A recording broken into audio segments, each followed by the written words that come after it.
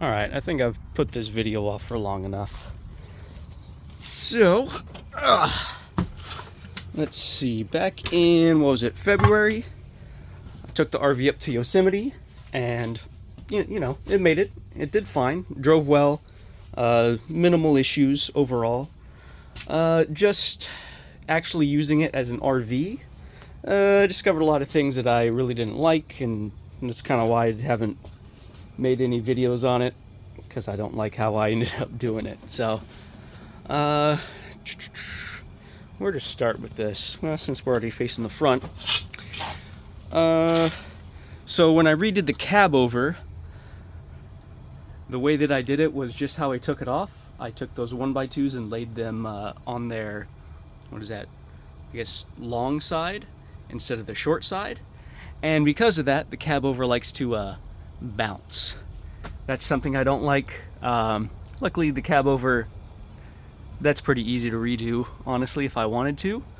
But yeah, that's, honestly, for the cab over, that's kind of all I don't like. The walls, oh boy, the walls. There's a lot to talk about with the walls. First things first, I guess.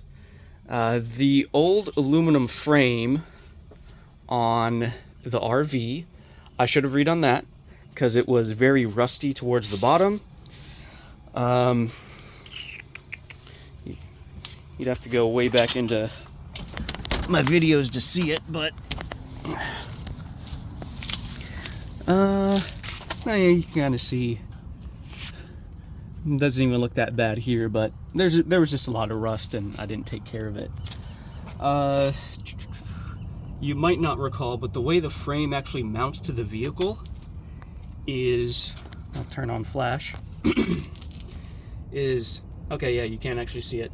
So that piece of board in here gets screwed in between the two pieces of aluminum, and then it gets screwed into this steel frame. When I did that, the frame obviously came off the steel, but when I put it back on, I didn't level it correctly. So parts of the camper are higher or lower than other parts, and you know, obviously that's just horrible leveling on my part. What else? So the foam I used as well, I used, what was it, polyiso foam. So it has good R value for its thickness. However, in colder temperatures, which, you know, not too much of a worry in Southern California, but it does lose its effective R value in colder temperatures. So I probably would just go with XPS foam next time, basically what the styrofoam coolers are made of. Next up is how I mounted some of the roofing panels on the side. Believe it or not, I actually don't hate how the roofing panels look, but how I mounted them in certain spots. What was I thinking? I was clearly thinking just get it done quick and dirty, and now I regret that choice, but hey, whatever. Also, there's still ants. Still ants. What else? The mini split AC unit, very cool, works great. I would have just done a window unit. Cheaper, simpler.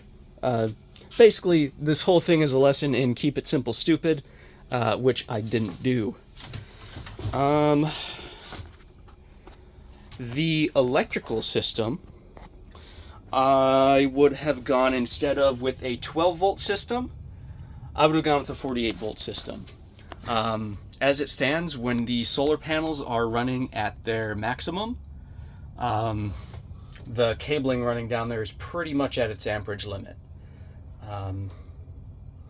But beyond that, honestly, I actually really like the electrical system that I built.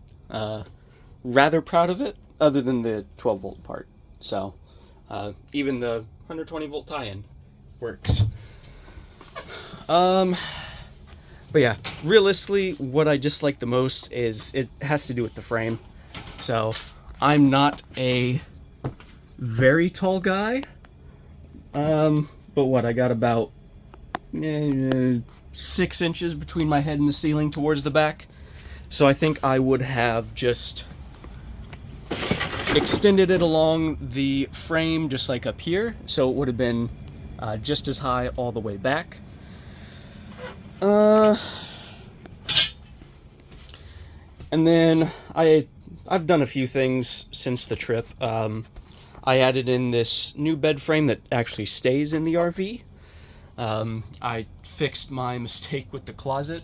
When I got back from Yosemite, I had to cut the closet out to get the bed frame out, which is interesting. But beyond that, this has really just been storage while I just kind of tinker with other things like the Firebird. I got one of the door cards here. I actually have new door cards. And then yeah, with the RV as well, up in the engine bay, what was it? I was looking at something else, but I noticed like the radiator hoses were kind of crunchy. So that's something I got to look into that I've just been putting off because, you know, work and mostly lazy. So, but yeah, been putting this video off for a long time simply because I don't really like how I did certain things. I didn't even talk about the shower. Great idea, horrible execution, basically. So, but yeah, that's just kind of the state of the RV. It's just kind of storage, a mess. I've been ignoring it, but it's here if I need it. And honestly, that was also part of the reason why I wanted to build it. So,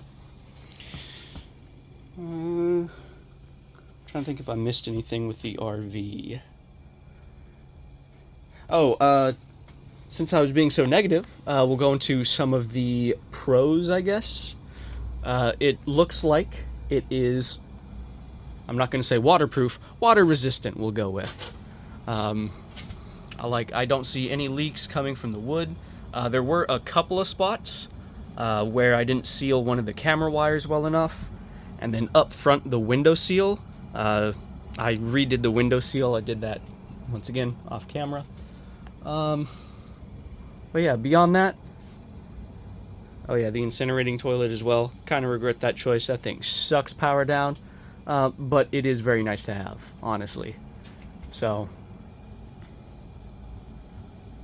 yeah, just lots of things that I would do different in, you know, like they say, hindsight's 20/20. So, do I still have anything in there? I think I have. Yeah, I have a thing of water in there. Yeah. So that's just kind of update with the camper. I guess I'll put the Yosemite footage in here at the end. I did do a nice little time lapse from inside the camper, driving up into Yosemite Valley. So that was real pretty.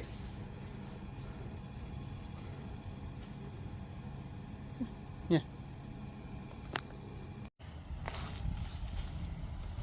Alright, also on the list of things I've been working on is the Firebird.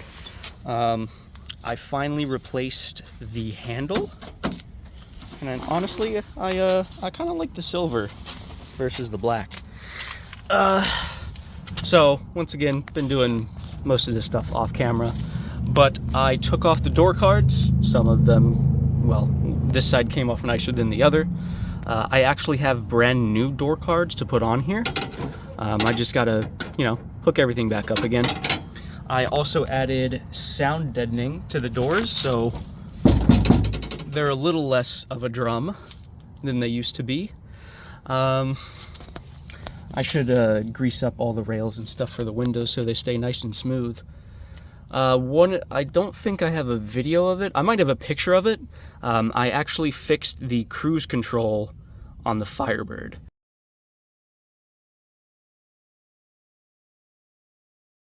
I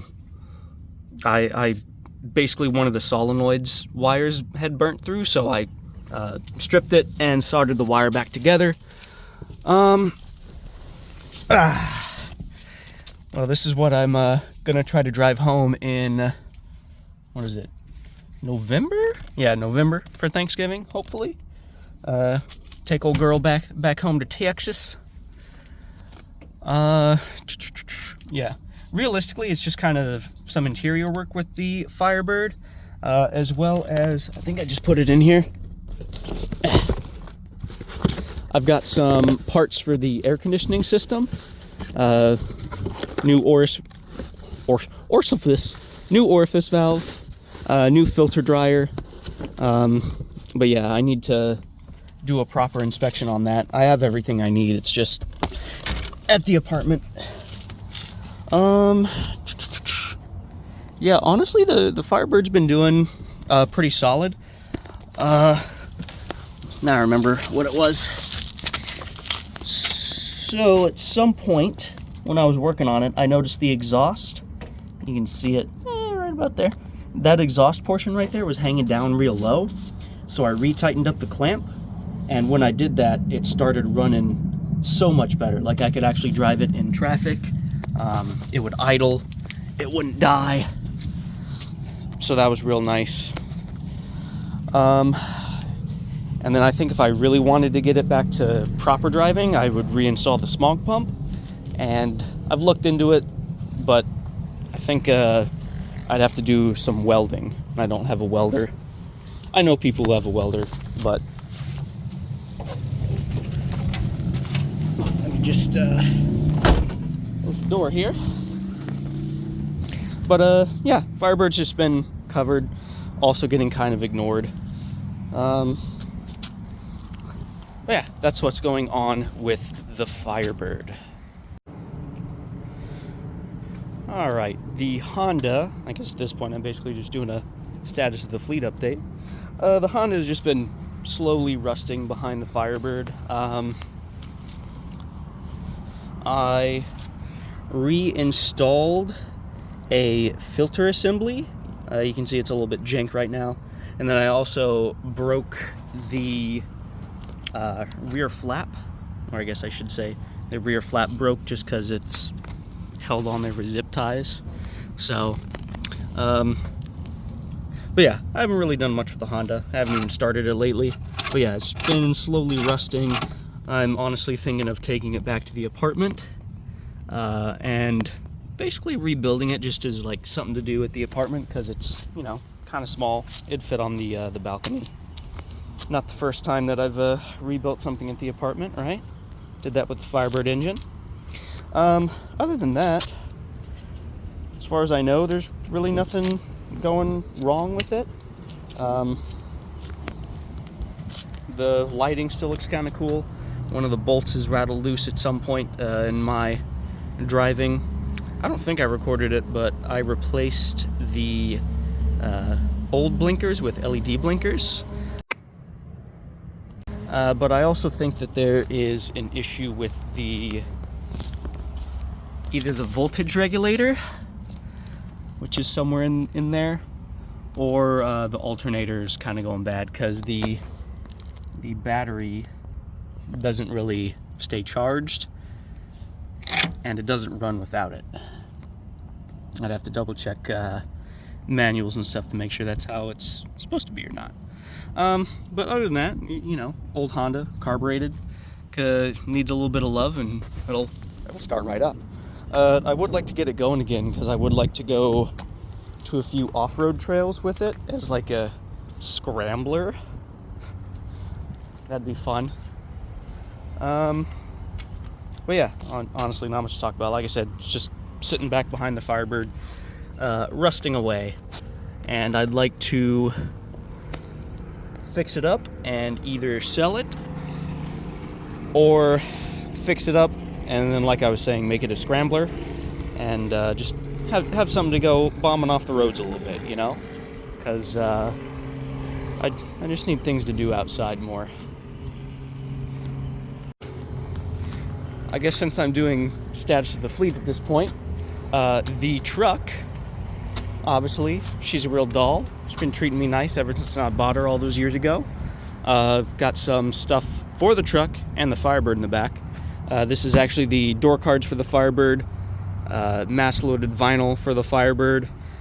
This is, what is this one? This is the drum and brake shoes for the truck, because I believe it's this side.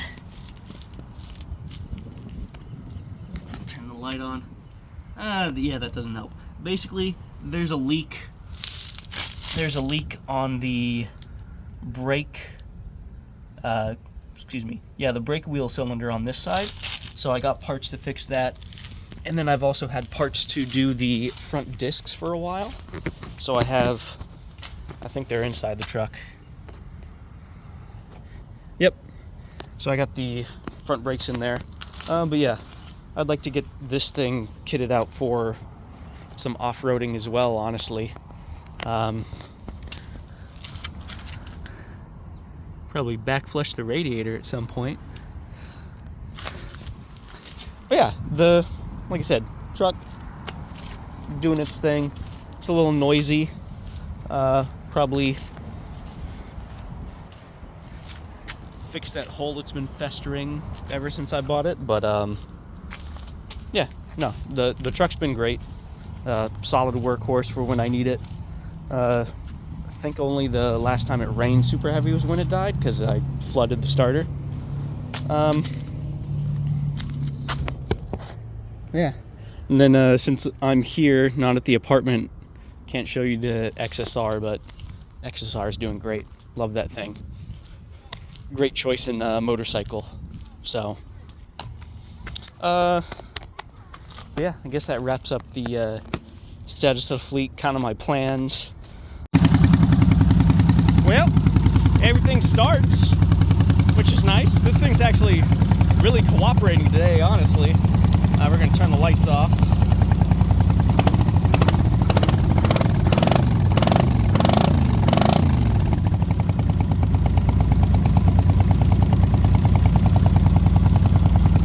Oh yeah, probably should.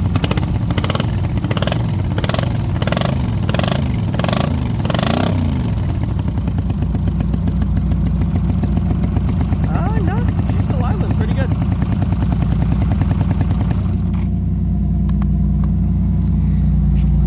Got the Firebird going on in the background, and I'm an idiot.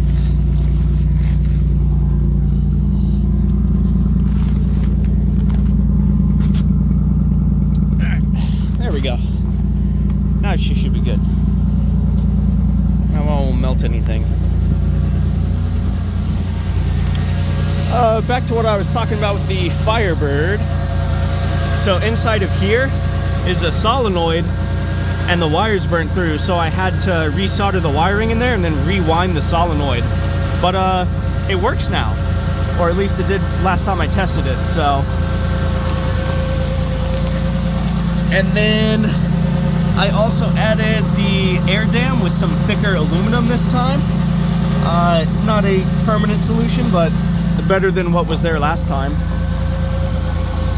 And then I've redone a lot of the vacuum lines, as you can see. So, just, like I said, little things here and there with the engine. Did I replace the belt recently? I think I did. Whatever. And then as well, the RV. She's running. RV's always ran actually pretty smooth.